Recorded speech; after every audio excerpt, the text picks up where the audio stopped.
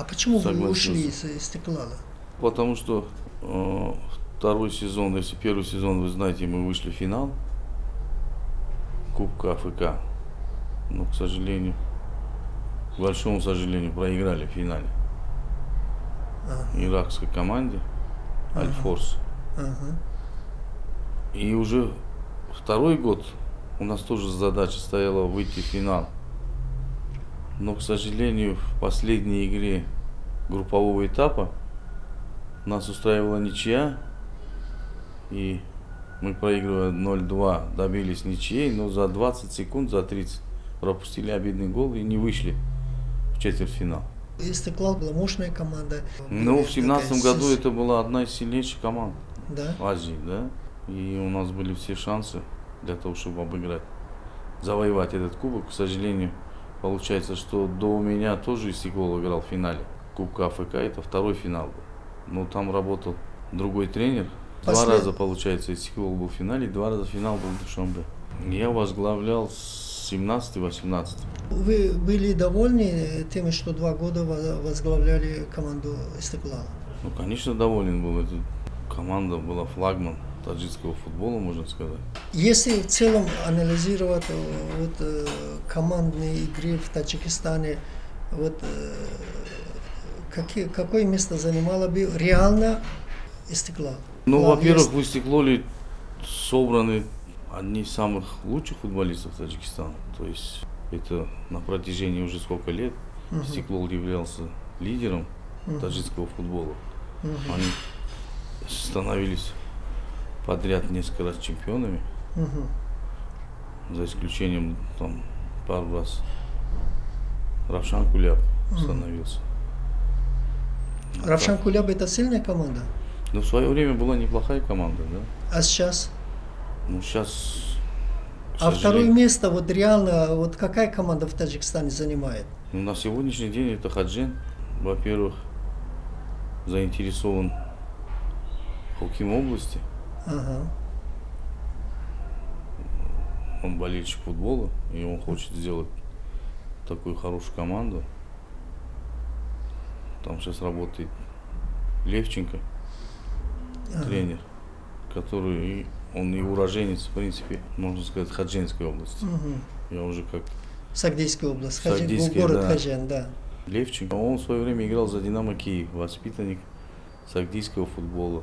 Когда его взяли в Динамо Киев, он после этого еще играл долго на Украине. Когда он приехал к нам? Он вообще работал, когда сборную возглавлял Хаким Фузайлов, он являлся помощником у Хакима Фузайлова, помогал ему. После этого он уехал, работал в Крылья Совета в Самаре. Они были в ФНЛ, потом вышли в Премьер-лигу, он работал с Тихоновым. И еще один воспитанник сагдийского футбола, Южуров, Владимир Южуров, он тоже там работал. И после этого, когда они закончили там работать, Левченко перешел, его пригласили в Хаджин в прошлом году. А до того, как вы приехали в Душанбе возглавить команду Истеклал, где работали? Я работал в Казахстане в футбольном клубе Ардабасы. Это что за команда? Ну, это чемкенская команда, Ардабасы Чемкен, которая в премьер-лиге Казахстана играет. Они в то время мы заняли 4-е место и участвовали в Лиге Европы квалификации. Ага. Мусин, скажите, пожалуйста, недавно юношеская команда Таджикистана вышла в чемпионат мира. Это о чем говорит? Это была случайность или закономерно? Ну, я думаю, что это было закономерно. Почему? Потому что Федерация футбола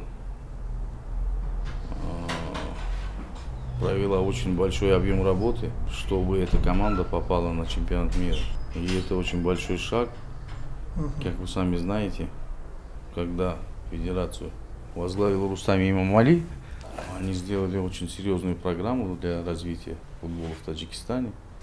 А это самое главное, обратили внимание именно на детский футбол, потому что только если детский футбол, если обращать на них внимание, только тогда могут вырасти хорошие ребята.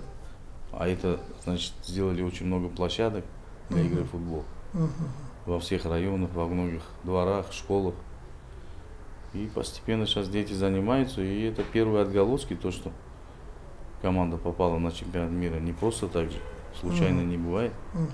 Юношеская команда Таджикистана мощная? Да, очень мощная, очень хорошие ребята.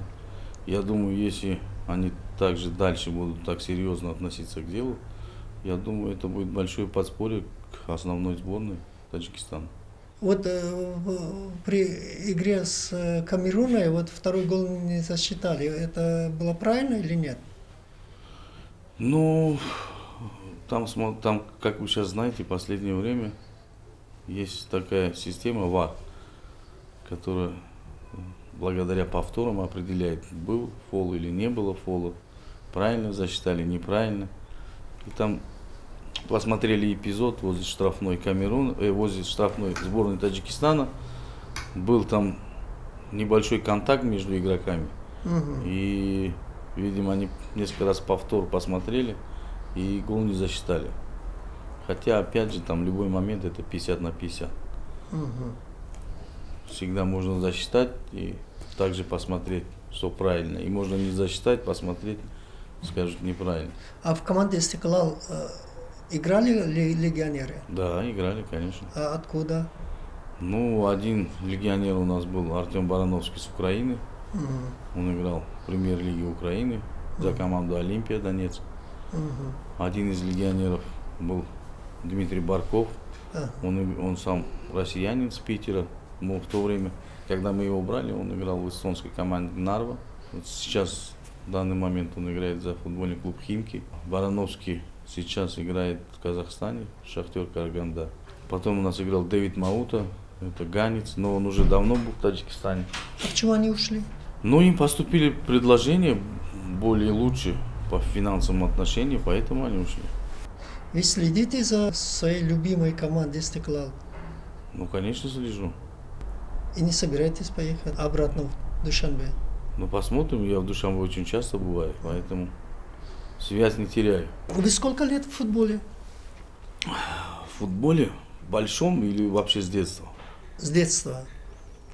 Ну, практически 7 лет. Вы были бомбардиром в команде «Памир», да? Ну, нападающим были или... Нападающим было такое, да. А сколько голов забили за весь период? Вы знаете, у меня есть хороший друг, Тазим Якубов. Вот он следит за статистикой очень пристально. Надо отдать ему должное. Он большой вклад вносит именно кто где играл, как играл. Все статистические данные у него есть. Ну, он посчитал, там за 200 голов было. Я сейчас не могу точную цифру назвать, потому что я могу перепутать. Ну, за всю карьеру я больше 200 голов забил. И были решающие голы? Лучше сказать, сколько я не забил. Незабитых, наверное, меньше, чем Ну, почему? забитых. Много было. И незабитые были, и, конечно. Все-таки я очень много команд менял. Когда ты играешь в одной команде на протяжении определенных лет, немного легче играть, чем те команды, когда ты все время меняешь. Потому что меняются партнеры, меняется стиль. Очень сложно, и каждой команде надо доказывать, что ты тот игрок, который должен играть в этой команде. Потому что партнеры другие, обстановка другая, вообще все другое. Климат имеет значение для футболиста? Вот в Душанбе один климат, в Бухаре другой. Как происходит адаптация? Ну, вообще имеет, конечно, но если брать Душанбе и Бухару, здесь есть только небольшие различия. В Бухаре может быть более жарче. У нас в Душанбе тоже бывает жара, но здесь градусов на 10-15 может быть жарче.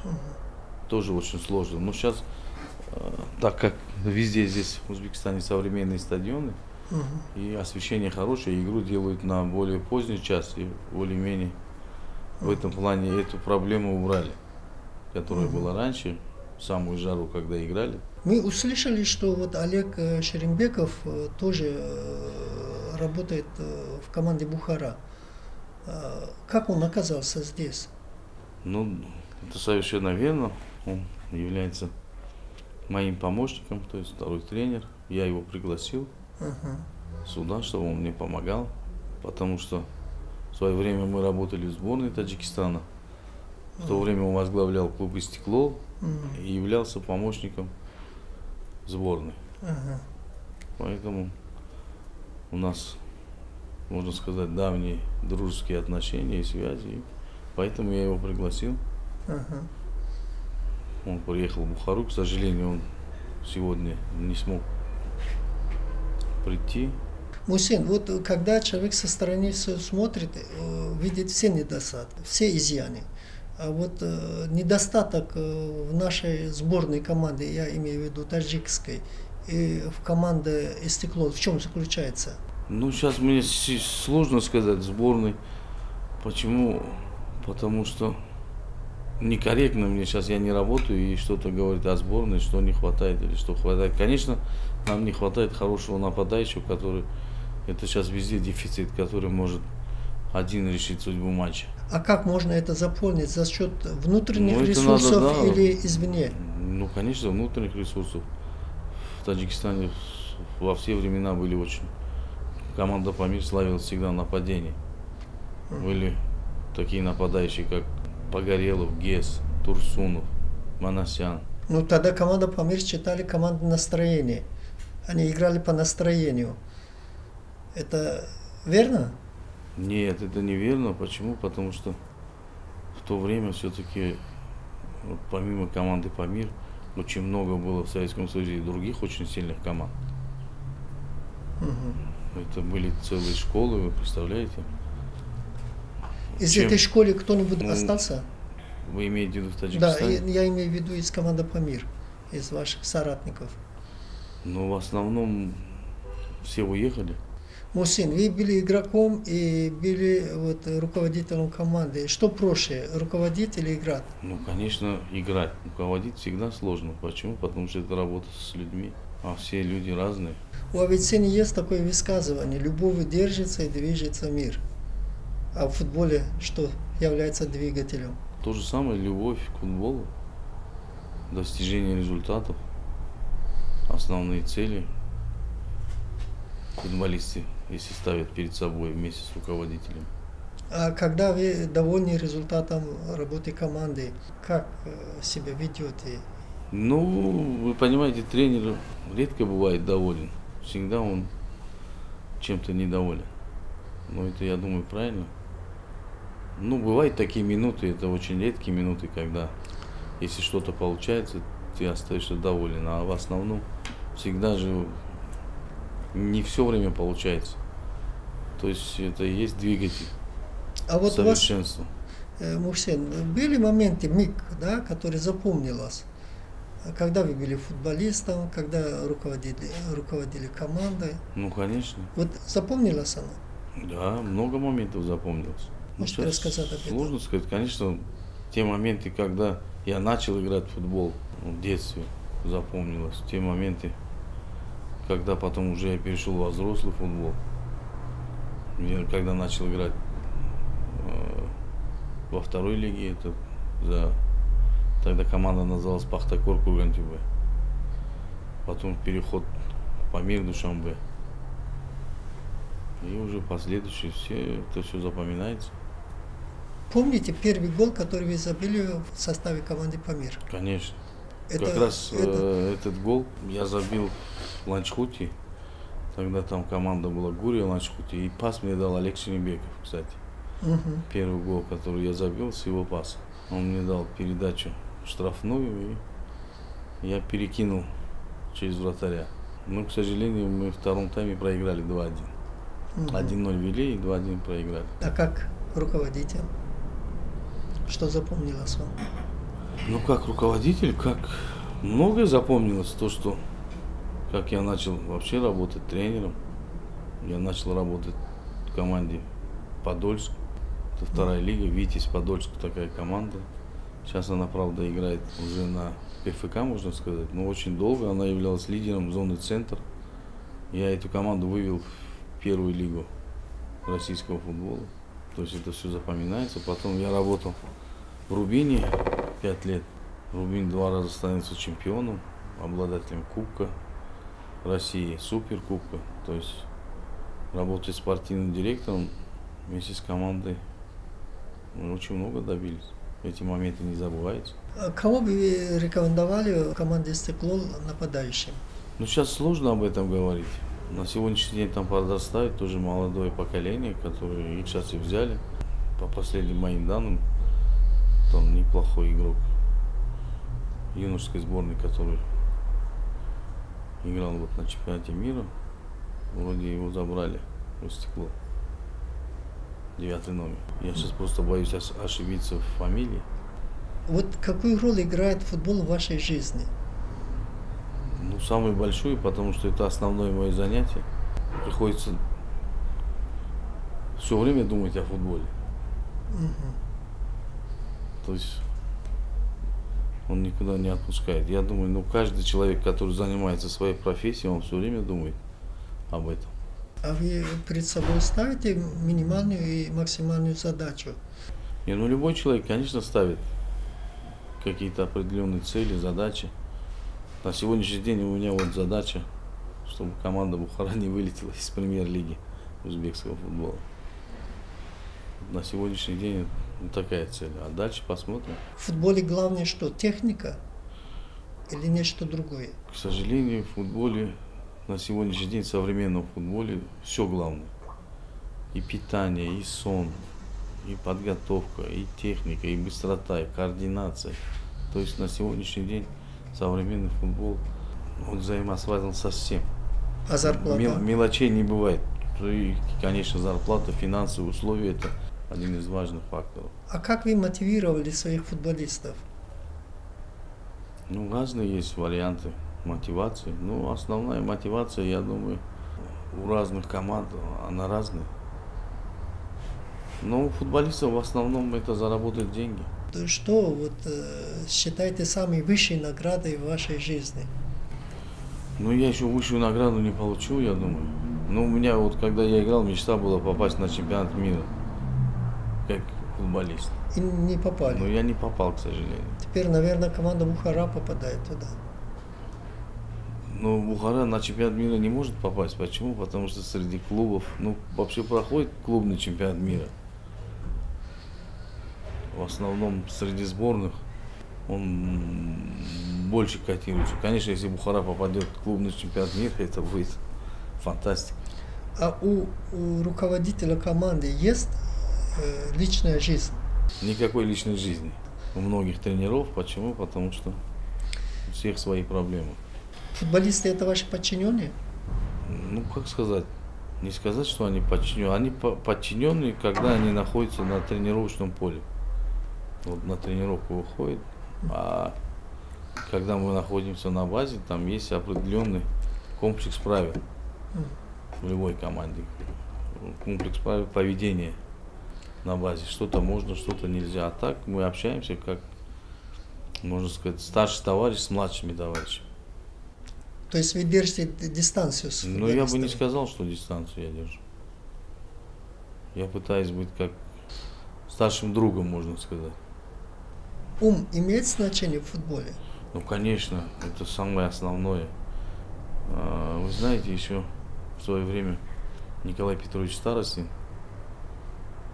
это один из родоначальников футбольного клуба «Спартак», если вы знаете. Я в свое время играл в «Спартаке», и в то время еще Николай Петрович был жив. Можно сказать, мэтр советского, российского футбола. Одни из таких, кто в свое время «Спартак» создали. И он говорил, в футбол дураки не играют. То есть интеллект футболиста очень много значит. То есть за короткий период нормальный футболист принимает быстрые решения, великолепные, которые сейчас и играют на высоком уровне, и все, как мы знаем, и Роналдо, Месси, и много-много. Это я назвал двух самых таких величайших футболистов сегодняшнего современного футбола. И кто был до них, Бекенбауэр, Пеле, Марадона, Круиф, они обладали высочайшим интеллектом футбольным. Вы хотите сказать, что футбол – это творческая работа? Ну, это футбол играют головой, они, да, ноги двигаются, но импульс идет от головы же. То есть за короткий промежуток времени он должен прочитать столько вариантов и выбрать правильное решение. Это же не просто так. Ваш совет начинающим футболистам? Ну, я хочу сказать, что если ты решил заниматься футболом и стать футболистом, это, во-первых, тяжелейший труд. Это нужно очень большое терпение и должна быть цель. Потому что, еще раз повторю, это очень сложнейший и тяжелейший труд, который многие болельщики не видят этого и думают, что футболист вот он только ходит куда-то, публичную жизнь там, если видит. А на самом деле это очень сложная и тяжелая работа. Чтобы стать хорошим футболистом, это надо трудиться, трудиться и трудиться.